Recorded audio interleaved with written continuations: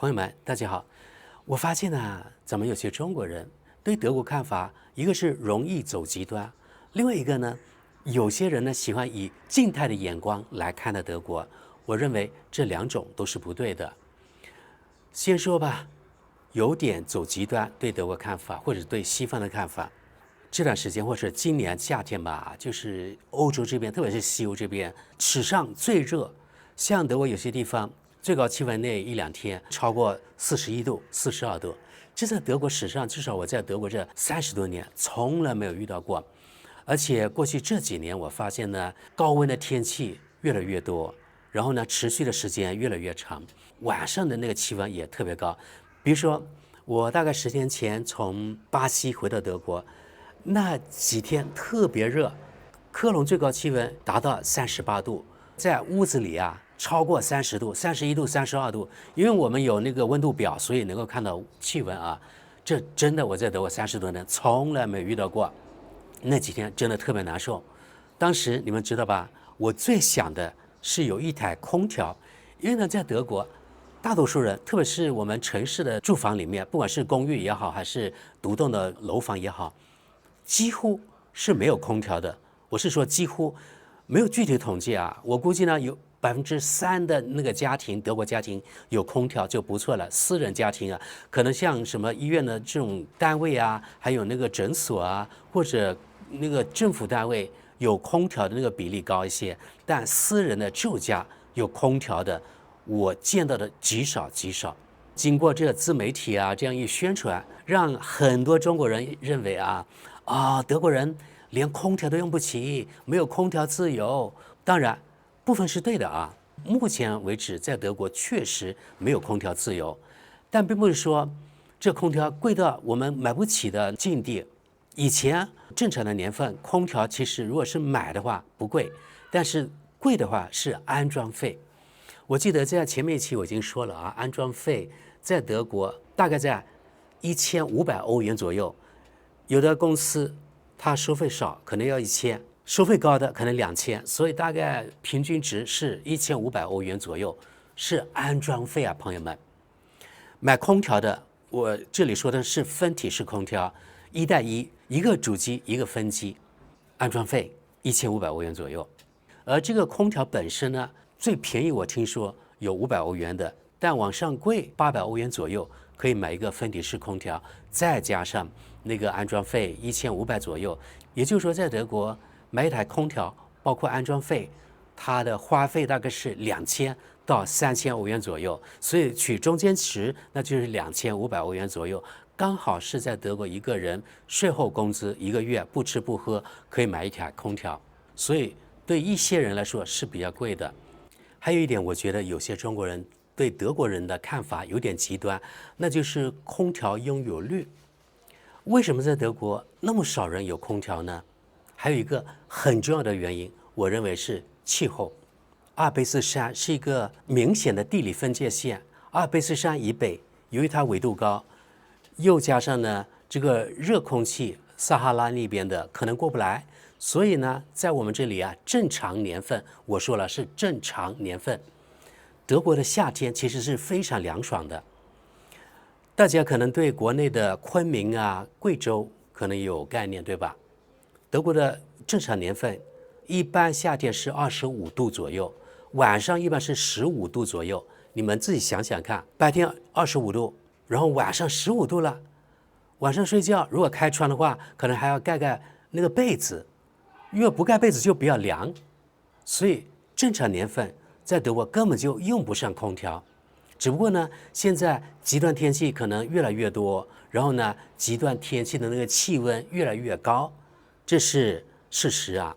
但是一年睡不着覺的那個日子，目前德國可能20天左右吧，看德國什麼地方。如果在德國北部海邊，根本就沒有那麼熱，像我們在科隆還有德國南部地區，可能就更熱一些。但是大概是每年20天左右沒有空調，無法睡覺這個情況。但是一年365天的大多數根本就是很涼爽的冬天，那就更不用說了，對吧？你們不能拿，比如說我們廣西啊、海南啊、廣東那邊的一年有半年是夏天那種來对标德国，像这種看法，我認為呢是極端的，是不對的。所以說來說去啊，德國夏天的氣候還是比較涼爽的，這就是為什麼德國人大多數人沒有空調，這是主因。現在由於氣候變暖，這個每年可能夏天熱的天氣越來越多，所以裝空調的人越來越多。而今年又是極端中的極端，所以在歐洲這邊大家搶購空調，這是因為極端天氣引起的。就因為是極端天氣，原來備貨不足，所以導致了歐洲這邊空調脫銷，甚至有黃牛或者有的商家黑心商家把那空調的價格，比如說美的的免安裝分体式空調，由原來正常情況下800歐元一套，漲價到3000歐元甚至5000歐元，現在呢連貨都沒有。我每天都在看空調，沒有貨啊，就是由於極端天氣引起的。現在越來越多的德國人意識到不裝空調不行了，這對中國這空調廠商是一個很大的機遇啊，這是好事啊，對不對？但是像我們國內聽到的，在比如說自媒體的宣傳呀，還有些官媒的宣傳，認為在德國就是我們沒有空調自由，因為呢太貴了，這也不完全對啊。所以我說了啊，就是有些中國人對德國看法容易走極端，從一件事例就認為全部德國都這樣，這是不對的啊。當然，從空調自由來說，肯定中國自由度要比德國高。德國空調自由度不高，還有另外一個原因，那就是法律法規太嚴格了。其實是德國人自己呢把自己固定死了，這種官僚主義太嚴重了。比如說，不能隨便往牆上打洞。如果你的房子是新建的，你打一個洞之後，你就不能滿足環保的標準了，會讓整棟房子貶值很多。所以呢，安裝空調在德國要考慮因素非常的多，所以在德國真的安裝空調非常的不容易。唉，這點呢也讓我非常的無語。我真的特別的希望在這點上德國能夠稍微更靈活一點，讓大家如果他想安裝空調的話，能夠安裝空調，這樣我們作為一個人就不那麼受罪了啊。今年我覺得特別受罪。還有另外一個，我發現呢這段時間也是自媒體上經常滑到拍攝的是法國某個超市，大家哄搶空調，然後呢，沒有任何的人性可以說。比如說，我看見畫面，一個婦女是個孕婦，是怎麼樣，懷裡啊摟着一台空調，深深的被旁邊人把它搶掉了，然後呢，把這個婦女還一腳踹在地上。能夠拍出這個視頻，我相信是真的，但是我不認為呢，這是整個歐洲目前的人性是這麼險惡，真的是極端個例。所以呢，我們不能用一個特例來看待整個社會是這樣，其實不對的。還有另外一個呢，容易走極端，那就是我經常遇到這樣的人問我啊，比如說我在抖音也有我的賬號，所以呢，有些人呢給我發私人信息問我，他想讓他小孩來德國留學，然後問我在某個地方安全嗎？比如說科隆什麼體育學院就在科隆的西邊，在德國目前還是相對安全的，沒有我們想象那麼危險。當然，相對來說肯定是沒有20年前、30年前那麼安全了。這個社會治安絕對比以前差得多了。但是，並不是說我們做一個大活人，一個人出去就馬上 biu biu biu 了，沒有那麼危險。其他歐洲國家不敢說啊，但德國目前來說相對治安還是不錯的。全世界比啊，當然肯定是不如中國安全。可能不太安全的是一些大城市某一些街區，還有某個時間點，比如說如果你周末凌晨2、3點鐘出去的話，在一些街區，一些相對來說外國人的比例特別高的地方，或者難民比較高的那些地方，應該是沒有那麼安全。但是如果你真的認為整個德國或者科隆這種大城市，然後呢在那個大學附近問我安不安全，我就覺得你的想法真的有點極端了。我可以非常肯定告訴大家，德國真的沒有你們想象那麼不安全。還有一個我認為不安全的地方，那就是德國人員密集的地方，比如說火車站。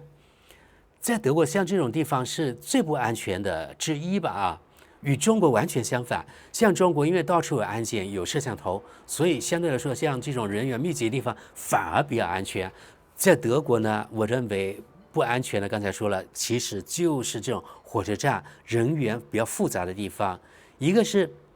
它幾乎沒有攝像頭，另外一個呢，即使有攝像頭，由於那個數據保護，由於那個隱私的問題，你要調某人的監控，作為私人是不可能的，只有警方他得到法院的許可才能夠調那個監控。其他國家和地区一般來說處理事情呢，那個效率絕對是沒有中國高的，所以要破案呀可能比較難。另外呢，沒有攝像頭，可能要破案應該是幾乎不可能了。另外呢，這些年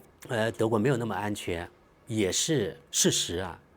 比如說這些年由於所謂的移民或者有所謂的難民增多了，特別是某個宗教的難民，然後呢導致了過去在歐洲這邊，在德國也發生過幾次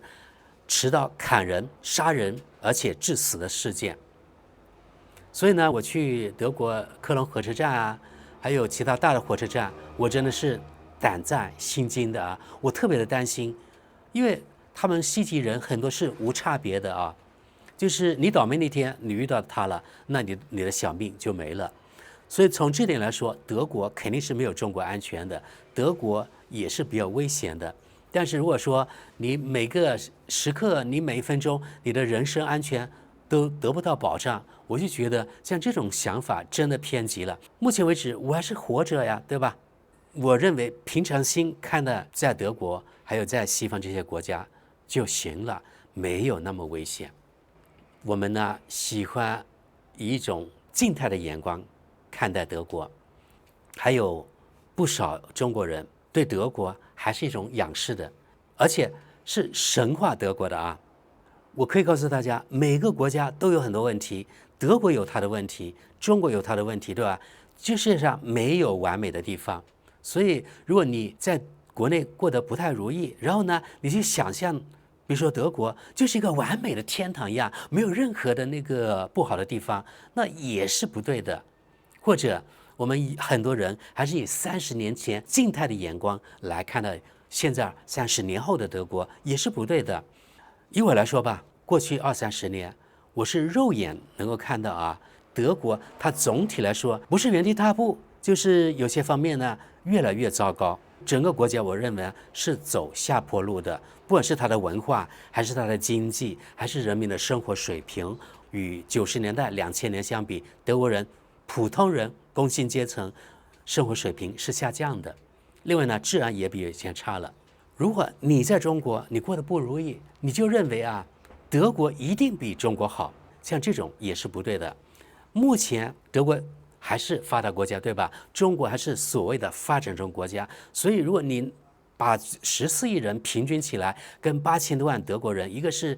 比較發達的國家，一個是比較好的發展中國家，這樣比起來，當然兩國人對大多數人來說還是有差距的，對吧？德國相對來說肯定要比中國好，這不奇怪呀，人家本來就是一個發達國家嘛，對吧？中國本來就是發展中國家，兩個國家的發展水平不是在一條線上的。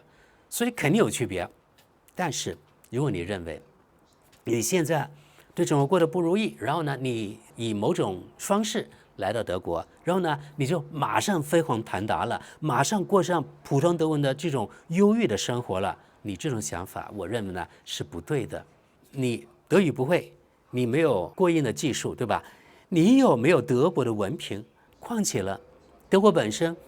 你來到城市的大街上，是不是看到很多的無家可歸的人？他們可不是行為藝術者，他們是被德國社會斬殺掉的那些人，他們已經在斬殺線之下，可能永遠不得翻身了。而德國無力把他們托舉起來，那有什麼理由讓你在德國過上優越的生活，而不讓你掉入斬殺線呢？對吧？你應該這樣想一想。還有不少人也給我在那個抖音上面發私信，問我德國雙元制的這個問題，但是我在德國又不是做雙元制的那個諮詢的，我沒有宣傳雙元制，但是不少人問我怎麼來德國，德國雙元制怎麼樣，或者在德國幹什麼行業，這個前景怎麼樣？我真的回答不過來，而且也不是我的義務。如果你認為德國就是好，那你就設法來德國就可以了唄。反正我說什麼，可能你也不相信，对吧？而且相对來說啊，我是不看好德國未來的，對吧？長期關注我的人都知道，所以你問我也白問啊。一般來說啊，我是勸退的。你在中國，有的念了大學都想來德國讀雙元制，我就覺得這個智商有點堪憂。我可以非常肯定的告訴大家，只要你不是就是天才的話，你的专業不是特別好的話，德國的學徒的收入還是在德國屬於中低層，甚至呢很多是底層的。什麼職業是底層呢？我在網上稍微關注了一下，有些那個雙元制的來德國，因為有的時候他是推送給我啊，我不看他也推送給我，偶爾點進去我就發現有來德國學面包師的，或者來德國學餐館的，這有什麼可學的？沒有一點技術含量的東西，在德國是沒有人喜歡做的。像面包師，在德國是屬於收入特別低的，而且工作時間特別差。為什麼我知道？因為我德國的朋友有一個原來就面包師，後來他才改行的，因為收入太低了。另外一個工作時间太操蛋了，一般是凌晨2點鐘左右就要起來了。2點鐘，朋友們，是屬於德國最低薪的工種。目前據我所知啊，一個全職的餐館的服務員拿到手的大概就是1500到1600歐元左右。你不要折合人民幣，因為在德國啊，你白天上班，晚上你就飞回中國去消費，不會啊，你在德國賺歐元，那你得花歐元，對吧？而且在德國包吃包住沒有聽說過啊。當餐館的服務員也好，當面包師也好，你自己要找房子住，你自己要負責你的伙食，你自己要買醫保，你自己要付任何的費用。因為這幾年真的這個通脹特別嚴重，像德國的房租上漲特別厲害。像科隆這種是屬於德國房租最高的城市之一，最高的是慕尼黑、柏林、什麼法蘭克福、漢堡，還有斯图加特、杜塞多夫、科隆這種城市，對吧？在普通的街区啊，不是最好也不是最差的，在科隆，如果你2026年租房的話，一套大概25平米的公寓，像科隆普通的街区，所謂的冷租。這個冷租呢，就是給房東的那個費用，大概是500到600歐元。然後呢，還有什麼七七八八的費用，包括什麼暖氣費，大概可能要150到200歐元左右。一個月的房租可能就要800歐元左右。然後呢，你的網費、手機費可能要50歐元，那就是800多到900多了，对吧？你吃飯可能現在要200多歐元到300歐元，那你就1000多了。不用養車的話，可能交通費要60多。如果你要養車，又要好幾百歐元。所以，你作為一個普通人在德國，你作為低薪的階層，特別的節省，你才能活下來，存不下錢。你想買機票回國，1年回去一次，可能也是比較困難的啊，因為你回去一次，我認為來來回回至少要2000歐元左右的費用吧。那你每個月可能要存200歐元左右，才能夠每年回趟國，對吧？假如你每個月作為這種低薪階層只有1500歐元，可以說1分錢都難存下來。房租是最大頭在德國。其他的我就不說了，像慕尼黑，一個月只有1000多歐元，根本活不下來。你跟人合租可能都困難，而且在德國找房子是一個非常大的問題，因為在德國作為房東他是有選擇的，他可以從眾多找房的人當中選出他認為最合適的人。在德國真的很多東西呢非常的困難，所以你認為啊，我在中國已經過得不如意了，我在德國那肯定我能夠翻身做主了。其實沒有任何的理由，人家德國這個國家會善待你，讓你過得比普通德國人還要好的生活，憑什麼？對不對？你問你自己，憑什麼？那個網上那個中介，他講100句，你相信1句就夠了，真的，他們就誇大，只選德國好的方面說，而且把好的還要添油加醋的把它說的可能比原来實際情況要10倍的好，然後不好的地方他一句都不提。這就是那些中介把德國双元制吹得天花亂墜，事實其實沒有那麼好。這段時間抖音上面偶然刷到一個，他在中國那邊，他原來在一家日資企業上班，每個月2萬人民幣，差不多40歲了，而且結婚了，沒有小孩，雙元制來到德國，學什麼？就是剛才我說的餐飲業，每天端盤子，做最髒最累的活，在一家所謂的越南餐館裡面被老闆剝削，每天好像他說要工作15個小時，最後領到手的一個月多少錢？你們猜猜？508歐元。他每個月房租可能都不夠，在國內2萬塊錢，而且國內2萬塊錢與德國的2萬塊錢折合那個歐元是2500歐元，是完全不是一個等級的啊！我認為啊，在中國2萬塊錢的購買力，相當於在德國6萬塊人民幣，差不多8000歐元。而在德國，我可以告訴大家，能夠有2%的人每個月税後拿到8000歐元就不錯了，或者1%的人，因為德國的職員的中位數稅後收入是2500歐元左右，而且德國人的稅後收入的差別是比較小的，